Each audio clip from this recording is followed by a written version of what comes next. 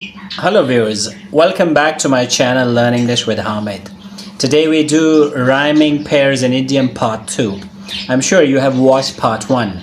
If you haven't watched part 1, please watch that first. Rhyming pairs and idioms or idioms in general are very useful. Idioms are an important feature of spoken English, and idioms are also given in exams. So I thought I would do a series on it. So we did part 1 earlier, today we do part 2.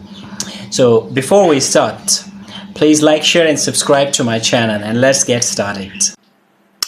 Rhyming pairs and idioms. This is what we're going to discuss today, and we're going to discuss 5 idioms. But before we do that, a quick look at the definition of an idiom. What is an idiom? Well, an idiom is a group of words in a fixed order that has a particular meaning that is different from the meanings of each word on its own. So two things.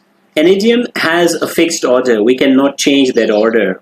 For example, we say to call it a day. To call it a day. So we cannot just say day call it, for example. We have to follow the order of this idiom.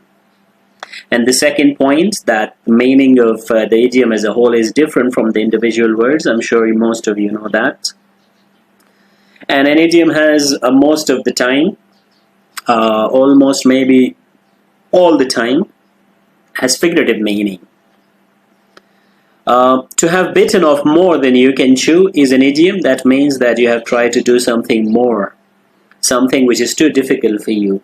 For example, somebody can lift a 20 kg weight, and he or she tries to, on a particular occasion, tries to lift more than 20 kg. Maybe he or she tries to lift a 60 kg weight, and he or she struggles with that. So you might say this idiom to that person. Use this idiom. Well, you are biting off more than you can chew, which means you're trying to do something which is too difficult for you. Moving on, we're going to discuss rhyming pairs and idioms. And what is a rhyming pair? An idiom? It means two words which rhyme with each other and they're joined by and. For example, the first idiom, to slice and dice someone. To slice and dice something, which means to divide information into small parts in order to study it more closely. And this idiom is usually used with reference to computing and data, for example. So we might say you can slice and dice the data any way you want, for example. Moving on to idiom number 2, one of my favorites, thrills and spills. I like this idiom, thrills and spills, which means the excitement that is involved in any dangerous activity, especially sport. So you might tell your friends, let's go surfing, let's go hiking, let's experience the thrills and spills of surfing, or let's experience the thrills and spills of hiking, for example. The third idiom is wear and tear, which means the damage to objects, furniture, property, etc. that is the result of normal use. It's like general damage to an object, and that damage happens because you have been using that object. So the example sentence is the insurance policy does not cover damage caused by normal wear and tear.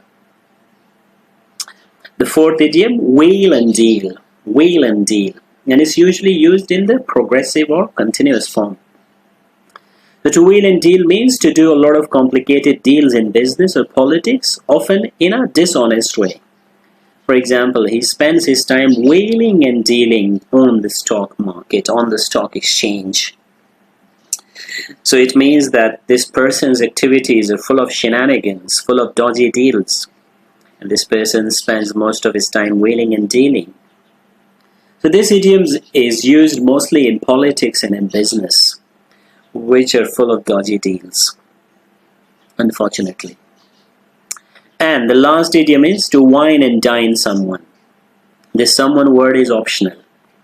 So to wine and dine means to entertain somebody with food and drink, especially expensive food and drink.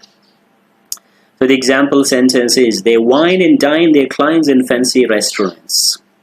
They wine and dine their clients in fancy restaurants. Or we might say, they spend their time wining and dining in expensive restaurants. So that's it for today. 5 idioms, rhyming pairs and idioms. Come back for more lessons. And before we leave, please like, share and subscribe to my channel. And ring the bell for more notifications. See you.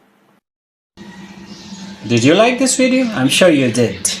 Dear viewers, in future we're going to continue this series. We'll discuss more and more idioms, as idioms are very important.